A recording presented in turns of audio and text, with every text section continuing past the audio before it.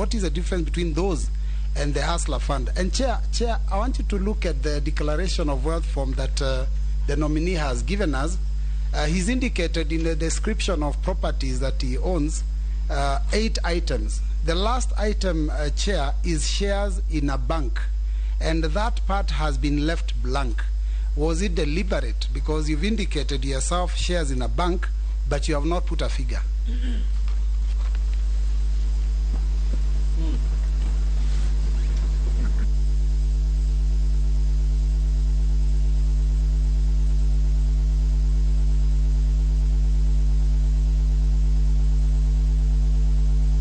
The next was Mishi. Sorry, Mishi, I was checking a document.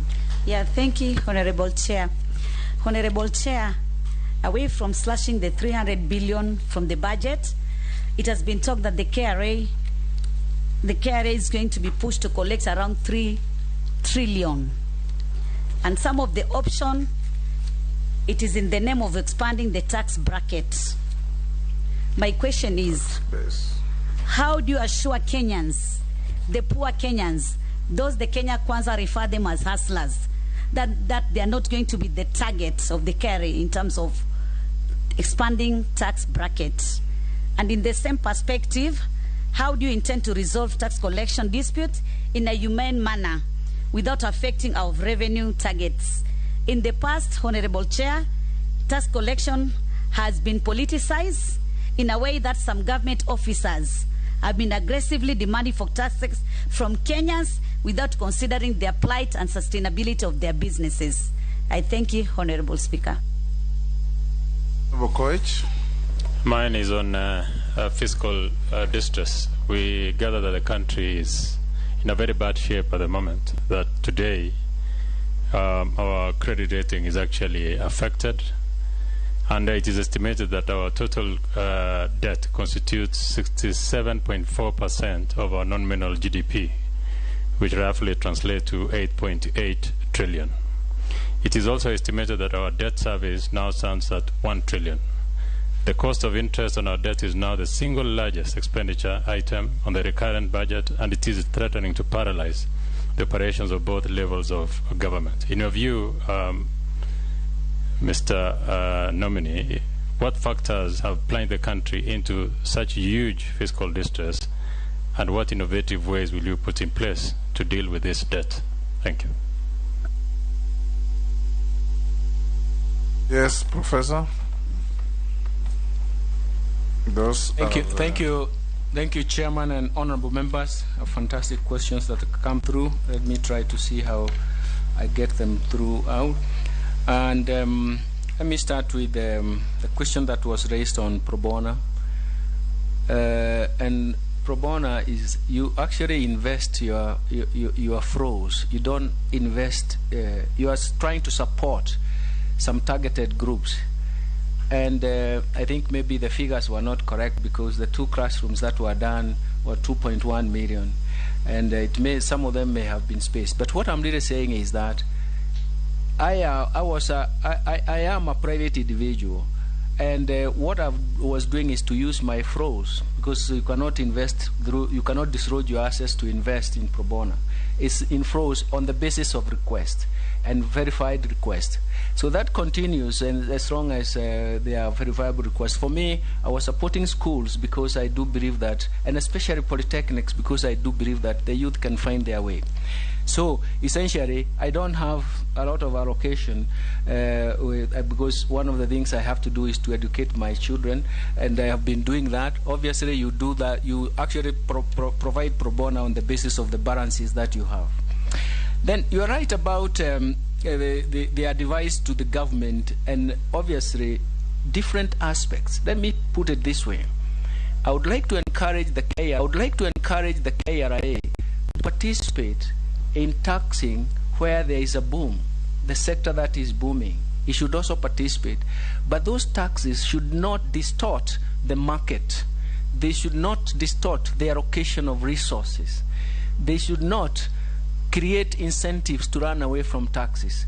And those are the principles that we would want to promote. And once we promote that, I'm sure the tax system is going to work very well. And it's also consistent with Mheshimiwa Mishi in terms of saying the poor are not going to be targeted. We are actually going to make sure that the taxation system should make sure that it does not distort the market, does not create incentive for you to run away, but it should create a very efficient way. For example, I talked about the digital platforms. They are going to help us in terms of correcting taxes in a way that doesn't also distort the market structure and even the demand structure of the products in question. For me, that is very, very important. How do we structure that? We structure that in terms of consultation, in terms of how the market is, how the structure of demand in the market, and also how the economic situation is. For example, you saw that during the COVID, there were quite a lot of consideration from so many organizations, including banks, in terms of lowering the effects of the impact of the tax. Application of 223. This is a difficult concept, but it's essentially the whole issue, and I think I borrow also from Mheshimiwa Junet, who said that the Parliamentary Committee on Finance and even Budget, they all observe, they are watching in terms of what is happening. I think the most important thing is to make sure that the expenditures or the functional expenditures are also consistent with the rate down law, and that is going to be very, very important. And this has happened, and the government is trying to swim, the current government, even in its own transition, is trying to swim through it. But what solutions? Every day, when you have a problem, you generate solutions of what should be done. It is now tightening the whole issue of how much, and the Parliament is actually going to be responsible for this, to try to say how much, what flexibility do you have even within the Article 223. You're not changing the law, but you're changing the guidelines. And I do believe that guidelines work well to shape the current constraints, to shape the market consideration, and also to guide us in terms of where we should be. And I do believe that is fantastic. I do agree with you in terms of wastage, Mheshimiwa Ferdinand. But we have to ask ourselves, how do we achieve the best results? We have to start talking about how do we prioritize the areas that we want to target and invest in, and how do we target those areas in terms of what we have done, and finally, how do we monitor and evaluate the results, because they have to be consistent with the results. So we have to create that awareness in terms of the priorities we want to have, and list the priorities. Some of those priorities can be time-bound, and then we want to see whether we have results. Can we evaluate that?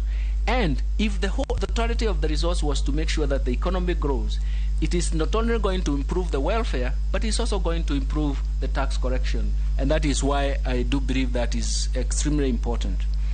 Mheshimiwa Speaker, I'm not satisfied with the answer. Just a clarification. Yeah, because we are talking about the government massive wastage and huge public salaries and what have you. So what are you going to do to tame that? That's what has been a blame game out here. So you have told me the scenario as it is. Thank you, so Chair. What are you going to do if I have to make you the minister for?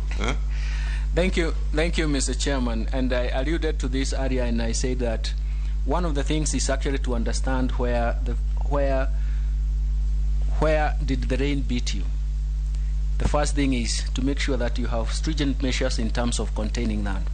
I argued earlier that we need to come up with some concessional funding to actually try to resolve the current constraints. Once you are out of those constraints, then you come down to prioritize which areas, which wastage, for example, what you're really saying, can we cut? And how do we restrict those? How do we create formidable regulations and guidelines in terms of curtailing those wastage? But right now, you have to get out of the problem we are in. I do know that the wage bill is quite high. Then the next thing, what do you need to do with the wage bill? What kind of rationalization measures do you need to do? The promise I am giving you right now is to say that whatever areas that we focus on, we want to make sure that we have sustainable footprint in terms of policy, in terms of actions, in terms of guidelines. That is the only way we can survive to the next decade. Sustainable guidelines, sustainable frameworks that can be tested over time. And that is the way I was trying to approach it, so that I don't want to specifically talk about any issue, wage bill or all that, but I'm really saying that we need to come up and prioritize. We need to target. But in all those actions, they have to be sustainable. They have to be seen to be sustainable and time-bound. And that is going to be very, very important.